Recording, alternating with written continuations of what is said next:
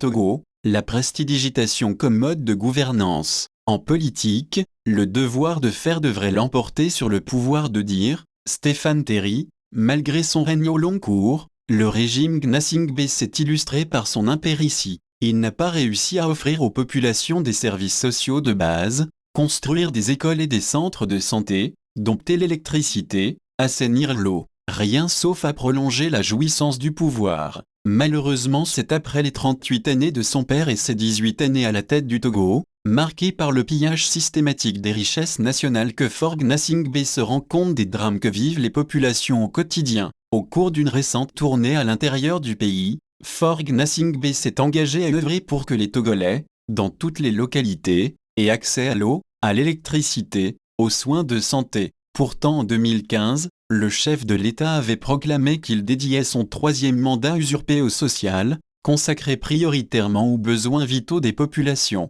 C'était une promesse personnelle faite aux Togolais. À l'époque, les ministres avaient été respectivement déployés dans leur région d'origine pour des exercices de collecte des besoins des populations en matière de services sociaux et d'infrastructures économiques de base. À grand renfort médiatique, les émissaires du gouvernement et autres pontes du régime sillonnaient bruyamment les différentes localités pour échanger avec les préfets et autres dignitaires locaux, les chefs de service, les leaders d'opinion et les représentants de la société civile sur les besoins des populations. Ces descentes sur le terrain étaient inscrites dans le cadre de la mise en œuvre du programme d'urgence de développement communautaire, PUTC, un programme qui, avait-on dit, couvrait plusieurs domaines, notamment l'hydraulique et l'assainissement, l'aménagement, l'éducation, la santé, l'énergie, etc.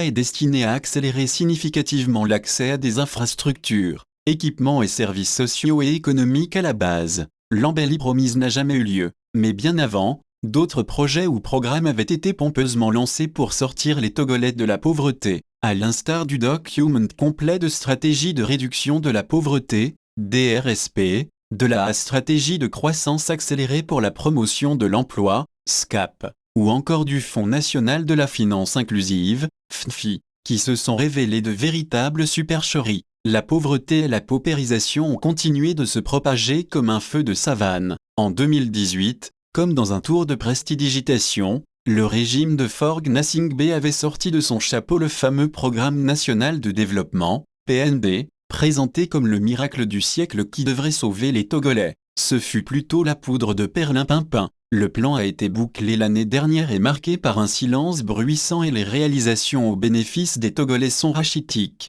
Les populations sont dans une misère sociale qui ne dit pas son nom. C'était un miracle à l'envers. L'échec est si patent qu'aujourd'hui, dans les hautes sphères du régime, on ne parle plus de PND, mais de feuilles de route gouvernementales. Les grands bénéficiaires de ces programmes, projets ou plans ne sont que leurs concepteurs qui se sont frottés les mains après les avoir vendus cher aux bailleurs de fonds. Quant aux populations, elles continuent de porter leur croix, mais il n'y a pas de quoi perdre espoir, car dans un futur proche, elles auront de l'eau, de l'électricité, des écoles, des centres de santé dans toutes les localités, selon toujours Faure Gnassingbé, Medara Metep.